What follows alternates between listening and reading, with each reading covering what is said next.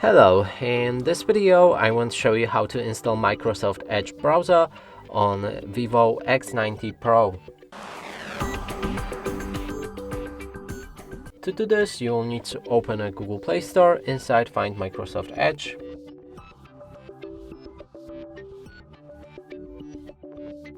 Install it.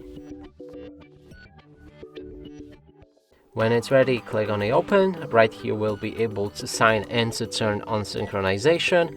You can skip it by clicking on sign in later. Here, accept or disagree with the data sharing preference.